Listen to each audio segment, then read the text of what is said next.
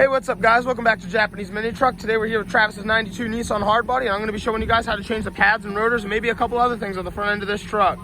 First thing we're going to need to do, we're going to have to lift up the truck. Since we are slammed, we're going to take these blocks of wood, put them under the wheels, drive it up on, and I'm only going to lift one side at a time. So I'm going to go grab my jack and jack stand and jack it up from the corner right up here. So to start this video off right too, I want to give you a quick list of some of the parts I've used and all the tools I used. So pretty much we just have some, some snips and some, I'm using like wire crimpers and strippers, but they work just fine for pliers to get the cotter pin out. Over here we have our 1/16 inch socket. Definitely not the right socket. I think it's like a 27 millimeter socket. You're going to want to get the axle nut out, but this worked perfectly fine. Over here we have our 19 millimeter socket to get our caliper bracket out. We have our 14 millimeter socket to get our caliper off of the caliper bracket. We have some flathead screwdrivers. These will help you get the bearings out and the bearing cover off. We have our 11 millimeter socket to get the hose off of the back of the caliper. We have our bearing grease to pack our fresh bearings. We have our brake cleaner to clean up the mess that you make on the brand new rotors, and the new rotors have oil on them that you need to remove with brake cleaner. We have this to also help us with our axle nut, which actually I really don't think I even use these. We have gloves to wear when packing our bearings to kind of help contain the mess. We have a hammer, just in case you need it. You never know when you need a hammer, and a little breaker bar. We have our new caliper. We have our brake pads in here. We have our outer and inner wheel bearings and our axle seal for the rear. You want the one with the white cap because that's what seats furthest away from you, like right on the spindle. And then you have your brake pad brackets that come with your new caliper.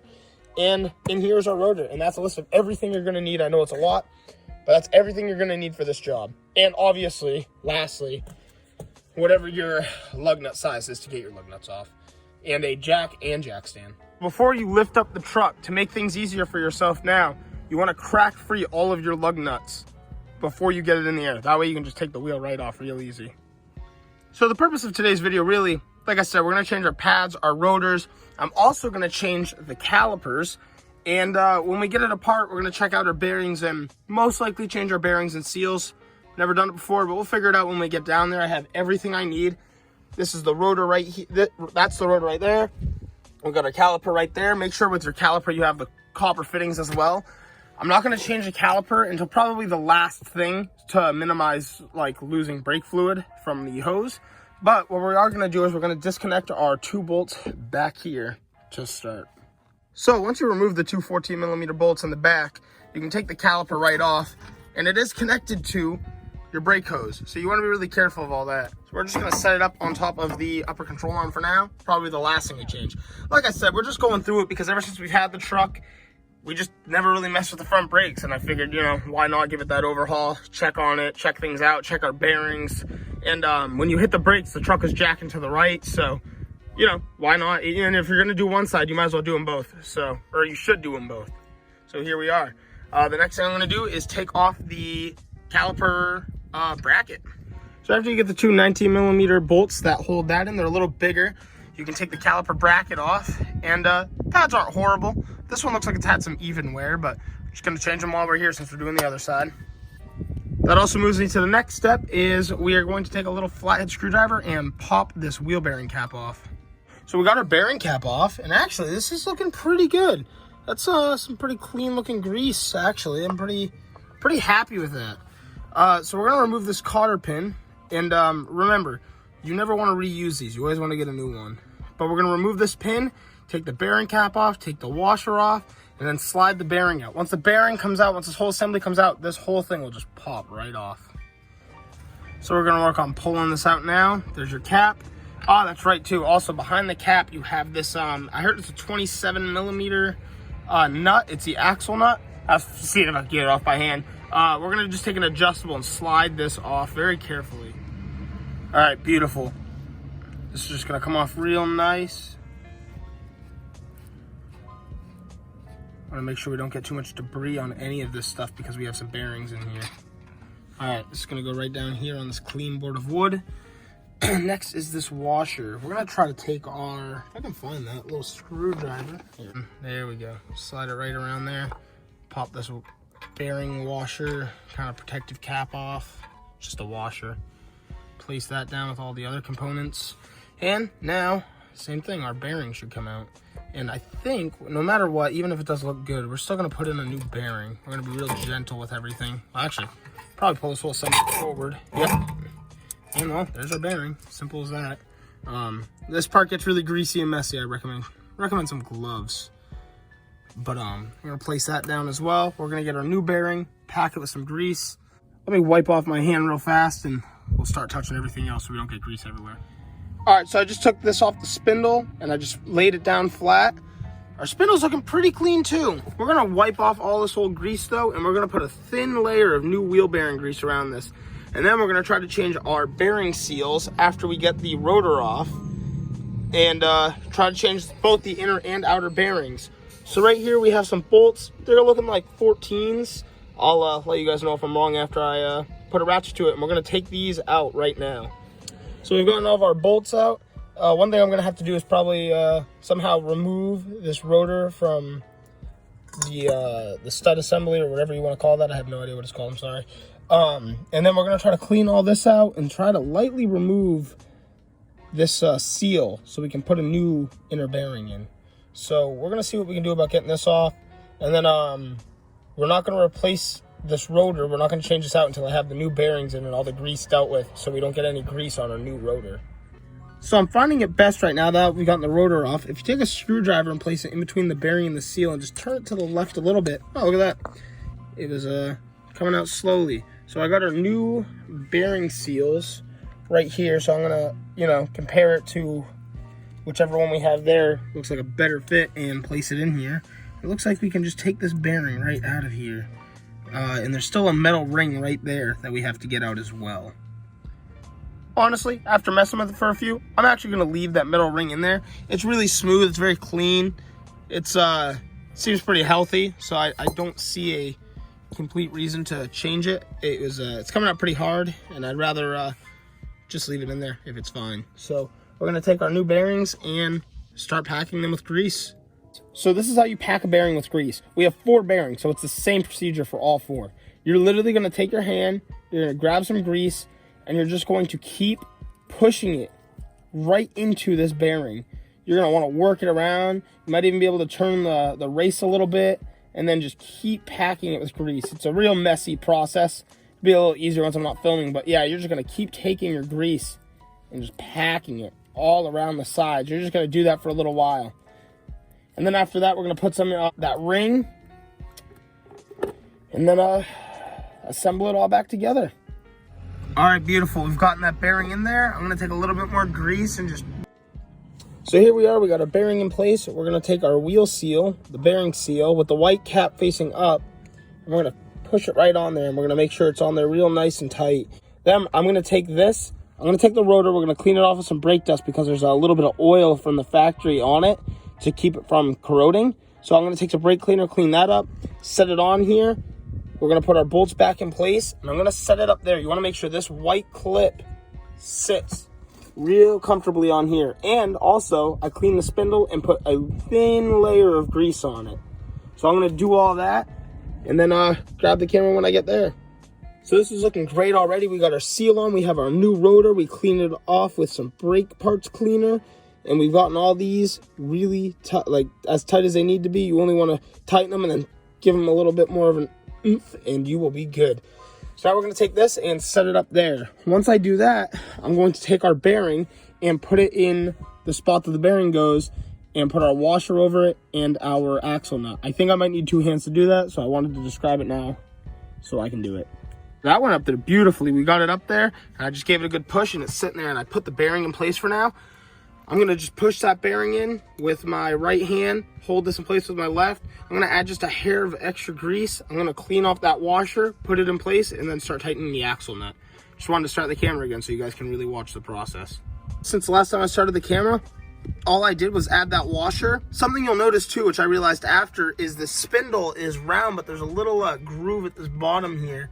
And that washer has a little notch in it on the inside. But we're just going to tighten this by hand. We don't want it too crazy tight. Alright, so that's tight by hand. We're gonna give it a couple spins, and then we're gonna take our adjustable, we're gonna tighten it a little bit more, give it a spin, tighten it just a hair more, and then back it off just a little bit. You want only about 30 foot-pounds of pressure to hold this nut in. So again, all I did is I took my socket ratchet, I just made it snug. You don't want to make it tight, you just want to make it snug, turned it around, like I kept turning this, you know what I mean? You want to get that grease moving in the bearings, and then I just backed it off about 1/8 of a turn, and that is good. You don't want it loose, but you don't want it tight either. I'm not getting that off with my finger, but you know, it's obviously not going to ruin anything. So now we're going to take our bearing cap, put this back on with our new cotter pin, slide our cotter pin through, and put our bearing cap back on. And that is looking great. I even took out the old bearing grease and put some fresh grease in. We're just gonna take that and tap it back on. Probably just use a little rubber mallet, tap that back on. Now, after I tap that on, we're gonna work on finding the right socket and removing the hose off of the back of the caliper. So to make our lives easier, that is an 11mm that we have specifically on our truck. And we're going to want to remove our caliper from the caliper bracket that we just took out of the box. So again, all we're gonna do is take this 11mm bolt out. We're gonna take our hose and our new bolt with the hole in it, and we're gonna put our copper gasket on. There's a copper gasket that's gonna go on both sides of the hose. One here. Once I slide this new bolt through, we're gonna put our other copper gasket on the end and then onto the caliper. I'm gonna need 2 hands to do that, but I figured I'd describe it and you'll see it once it's done. Wonderful. Like I said, you can see there we have the copper gasket on each side of the hose. That's in place. And now we're gonna take our new caliper bracket and slide this on and put the bolts back in. So this is just a tip. Remember, the longer 19 bolt goes up top and the shorter one goes at the bottom. And I highly recommend maybe some anti-seize on the threads to help you out later. Now that we have this tight, we're gonna take these little clips, and they both go on the top and bottom of our bracket, and they kind of help guide and hold the new brake pads in place. So that's looking beautiful. Now all we're gonna do is go grab our pads and put those on. So what's really nice about this, I might need 2 hands, is these literally just clip into these clips now. The top and bottom, yeah, like I said, they're falling out of place. But actually, we got that one in. Now we're gonna take our front pad and do the same thing. We're just gonna try to slide it in here and snap it right into place. A little bit tricky, but bam. Now that that's on, we can take our caliper and slide it right over, and then put our bolts in the back there to hold it in place. Lastly too, you just want to make sure this caliper goes under the bracket. I fit it right in when I turn off the camera. I just needed 2 hands to do that as well. But yeah, you want to grab your 14mm socket again, tighten up the new bolts they give you. This is on there great, and we are all set to go. All I have to do now really is bleed the brakes. So what you're gonna want to do, which I'm not gonna do right this second, I gotta go do the other side, because you want to bleed your brakes the furthest line. You want to start whichever way you start the furthest away from your master cylinder. And all that's gonna happen is I'm gonna have someone press on the brakes 3 times, pump, pump, pump, and they're gonna hold it. I'm gonna crack this open. It's gonna leak some air and fluid, and you just keep going until you have a nice steady stream of fluid. That being said, this assembly is all set to go. We put in our new bearings, they're greased. We have our new rotor, we have our new pads, our new caliper. Like I said, all we gotta do is bleed the brakes. But I am going to put the wheel back on, do the other side, and bleed the brakes once it's on the ground. Great, so now that we've done this side, you're gonna wanna do exactly everything we just did here on the other side. I'll see you guys once I finish, and we'll start bleeding the brakes. So I just finished this side. For the bleeder screw, you're gonna need a 10mm wrench. And like I said, we're gonna bleed our brakes furthest away from the brake fluid reservoir. So this is our fluid reservoir, and you're gonna want some DOT3 brake fluid. We really shouldn't go through too much of it, but at the end, we're just gonna top off our fluid to the full line. I'm gonna start on that side, and then I'm going to go over to the driver's side. So, James, you're gonna pump the brakes 2 times and hold it.